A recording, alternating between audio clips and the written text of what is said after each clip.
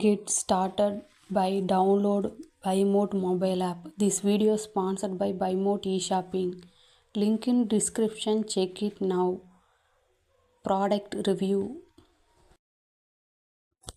யார் முட்டாள்? கார்த்திக், அஸ்வின், மதன் இந்த மூவரும் கல்லூரியில் பிரபலமான நபர்கள். கார்த்திக் குழுவின் தலைவன் போல இருப்பான். அறிவாளியாக தோற்றமளிக்கிறான். ஆனால் அவனது முடிவுகள் பெரும்பாலும் முட்டாள்தனமாக மாறுகின்றன. அஸ்வின் எப்போதும் புதிதாக யோசிக்க மூலம் ஐடியா கிங். ஆனால் அவன் யோசனைகள் சாதாரணமாக மாறும். மதன் குழுவின் சோம்பேறி. ஆனால் சிரிக்க வைக்கும் மையாக இருக்கிறான். கல்லூரியின் முதல் நாள் கூட அவர்கள் மூவரும் பிரஞ்ஞாபூர்வமாக ஒரு கோயில் கூத்து பேச்சால் பிரபலமானார்கள். கூட இவர்களை முட்டாள் குழு என்று அழைப்பார்கள். மீராவுடன் சந்திப்பு. மீரா புதிய மாணவி. ஒவ்வொன்றிலும் சிறந்து விளங்குபவள். அவளுக்கு எல்லாவற்றையும் நேர்மையுடனும் சரியாகவும் செய்ய வேண்டும் என்பதுதான் மூவரின். மீராவின் கண்கள் முன்னால் ஒரு முட்டாள் கேலி செய்கிறாள். மதன் பாடத்திட்டத்தை மாற்றியதற்கு பேராசிரியருடன் சண்டை போட்டு கொண்டிருக்கிறாள்.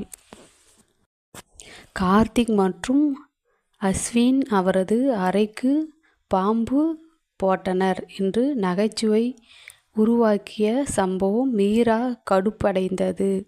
உங்களால் வாழ்க்கையில் யாராவது பெரிய விஷயம் செய்ய முடியுமா என்று கேள்வி எழுப்பினார்.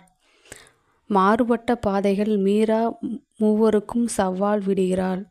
உங்களால் முட்டாளாக இல்லாமல் ஏதாவது நல்லதொரு சாதனை செய்ய முடியுமா?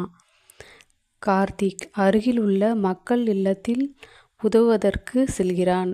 அஸ்வின் ஒழுங்கு மிக்கதொரு பேச்சும் மன்றத்தில் சேர்கிறான். மதன் மீராவை கவர விரும்புகிறான்.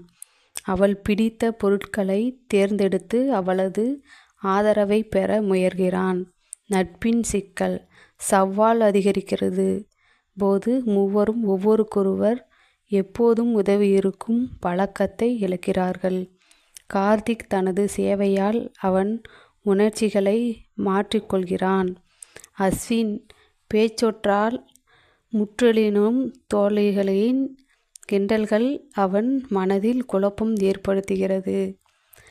மதன் மீராவை கவர்ந்திட வேண்டும் என்பதற்காக உற்சாகமாக முயல்கிறான். ஆனால் அவன் தோல்விகள் பசிக்க வைக்கும் காமெடியை உருவாக்குகின்றன.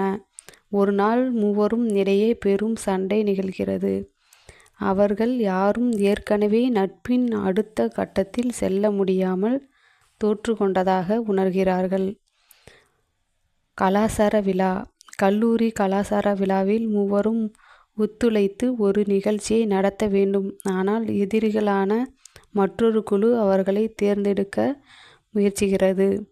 நிகழ்ச்சியை ஒருங்கிணைக்க மூவரும் மீண்டும் ஒன்றாக இணைகிறார்கள்.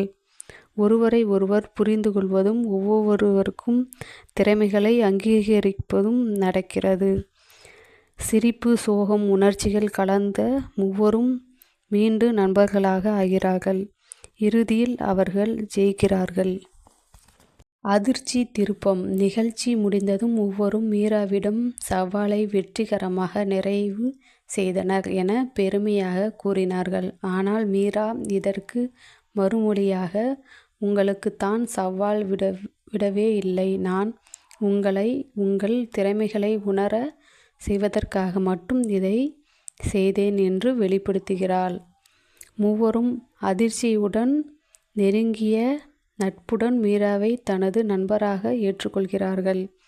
கார்த்திக் மெதுவாக மீராவை விரும்பி தொடங்குகிறான்.